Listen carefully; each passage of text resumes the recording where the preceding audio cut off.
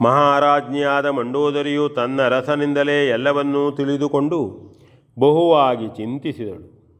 ಸೈನ್ಯ ನಷ್ಟವೂ ರಾಕ್ಷಸ ಪರಾಭವವೂ ಅವಳನ್ನು ಭಯಾಶ್ಚರ್ಯಗಳಲ್ಲಿ ತೊಳಲಿಸಿತು. ವಿಕ್ರಮಿಯೂ ತ್ರಿಭುವನ ದಲ್ಲಣನೂ ಆದ ತನ್ನ ಪ್ರಾಣಪತಿಯ ಕೀರ್ತಿಯನ್ನು ಈ ಸೋಲು ಮೊಸಳಿಸಿತೆಂದು ಆಕೆಯು ವ್ಯಸನಪಟ್ಟಳು. ಕೊನೆಯಲ್ಲಿ ಆಕಂಪನನ ಸಲಹೆಯ ಕುರಿತು ಕೇಳಿದಾಗ ಅವಳು ತೀರಾ ಇಳಿದೇ ಹೋದಳು. ಅದರಿಂದ ಕದಡಿ ಹೋಗಿದ್ದ ಆಕೆಯ ಮನಸ್ಸು ಏನೇನನ್ನೋ ಚಿಂತಿಸಿಕೊಂಡು ಬಹುವಾಗಿ ನೊಂದು ಹೋಯಿತು. ಯಾರು ಸಾಮ್ರಾಜ್ಯದ ಆಧಾರ ಸ್ತಂಭಗಳು ಆ ಮಂತ್ರಿಗಳು ಸಾರ್ವಭೌಮನಿಗೆ ಈ ರೀತಿ ಬೋಧಿಸುವುದೇ? ಯಾರು ಲಂಕೇಶ್ವರನ ಶ್ರೇಯಕಾಂಕ್ಷಿಗಳೋ ಆ ಬಂಧುಗಳು ವೃದ್ಧರೂ ಆಗಿ ಪರದಾರಾಪಹರಣಕ್ಕೆ ಸೂಚನೆಯನ್ನೀಯುವುದೇ? ಸ್ವಾಮಿಯ ಚಿತ್ತವನ್ನು ಅರಿತರಿತು ಅವರೆಲ್ಲ ಈ ರೀತಿ ಪ್ರೋತ್ಸಾಹಿಸುವುದೇ? ಅಯ್ಯೋ ಎಂದು ಕ್ಷಣಕಾಲ ಅವಳು ಅದನ್ನೇ ಬಹುವಿಧವಾಗಿ ಚಿಂತಿಸತೊಡಗಿದಳು. ಹಾಗೆಯೇ ತನ್ನರಸನಲ್ಲಿ ತಾನೊಮ್ಮೆ ಪ್ರಾರ್ಥಿಸಿಕೊಳ್ಳುವುದೇ ವಿಹಿತವೆಂದು ಮಂಡೋದರಿಯು ಪ್ರಾಣೇಶ್ವರನ ಎರಡೂ ಕಾಲುಗಳನ್ನು ಹಿಡಿದುಕೊಂಡು ತನ್ನ ಕಣ್ಣೀರಿನಿಂದಲೇ ಅವನನ್ನು ತೋಯಿಸಿದಳು.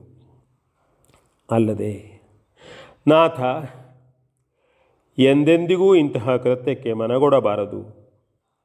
ರಾಜನೀತಿ ಏನಿದ್ದರೂ ಅದನ್ನು ಧರ್ಮದೃಷ್ಟಿಯಿಂದಲೇ ವಿಮರ್ಶಿಸಿ ಆಚರಿಸುವುದು ಪ್ರಾಜ್ಞರಾದವರ ಕರ್ತವ್ಯವಾಗಿದೆ.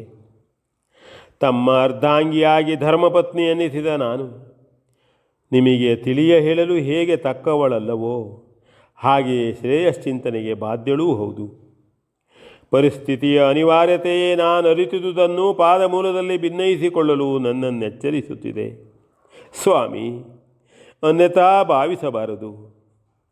ನಿಮ್ಮ ಸೈನ್ಯವನ್ನು ಸಂಹಾರ ಮಾಡಿದ ಹಾಗೂ ನಿಮ್ಮ ರಾಜ್ಯದ ಒಂದು ಪ್ರದೇಶವನ್ನು ಗೆದ್ದು ಇತರರಿಗೆ ದಾನ ಮಾಡಿರುವ ರಾಮನು ನಿಮ್ಮ ರಾಜಕೀಯದ ದೃಷ್ಟಿಯಲ್ಲಿ ಪ್ರಬಲನಾದ ಶತ್ರುವೇ ಆಗಿರಬಹುದು.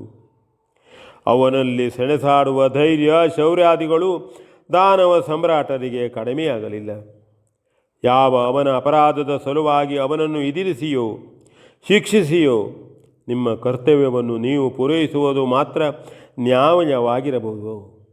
ಅದೇ ಅಪರಾಧದ ಸಲುವಾಗಿ ಅವನ ಪತ್ನಿಯನ್ನು ಹಿಂಸಿಸುವುದು ಯಾವ ಕಾಲಕ್ಕೂ ನ್ಯಾಯವೆನ್ನಿಸಲಾರದು.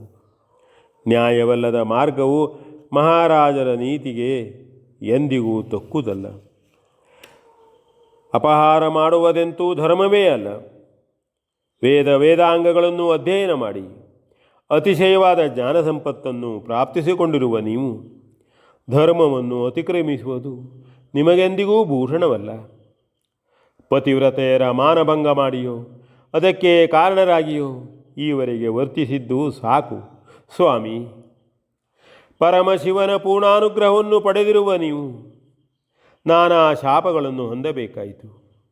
ಅದನ್ನೇ ವಿಚಾರ ಮಾಡಿಕೊಳ್ಳಿರಿ.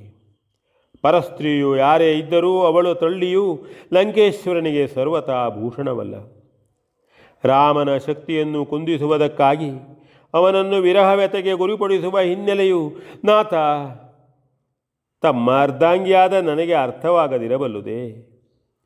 ತಮ್ಮ ಈ ಪ್ರವೃತ್ತಿಯ ಪೂರ್ಣ ಪರಿಚಯವೂ ನಿಮ್ಮ ಜನರಿಗೆ ಆಗದಿರಬಲ್ಲುದೇ.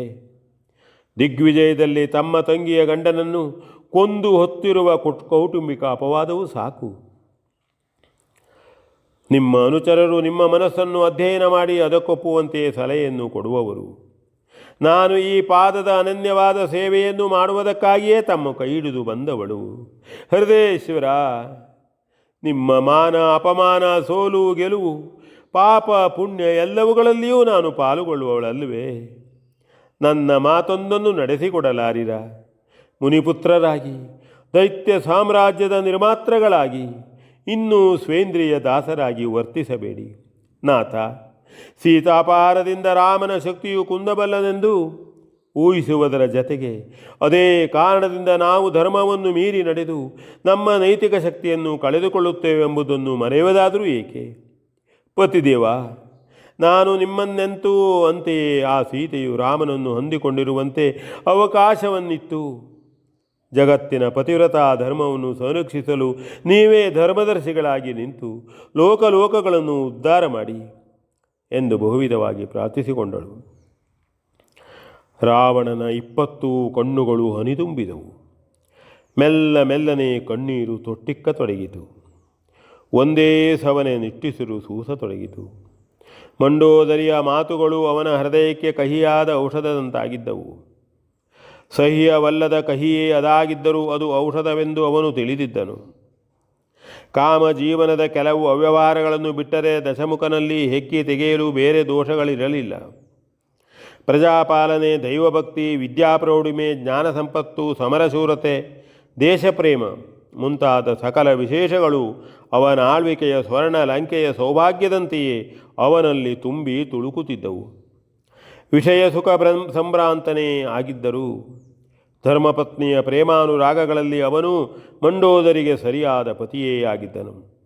ಆಕೆಯ ಮಾತುಗಳು ಎಷ್ಟೋ ಹೊತ್ತಿನವರೆಗೆ ಅವನ ಕಿವಿಗಳಲ್ಲಿ ಪ್ರತಿಧ್ವನಿಯನ್ನು ಹುಟ್ಟಿಸುತ್ತಿದ್ದವು. ಮುಚ್ಚಿದ್ದ ತುಟಿ ತೆರೆಯದೆ ದಶಮುಖನು ಹಾಗೆಯೇ ನೀರವವಾಗಿ ಪವಡಿಸಿದ್ದನು.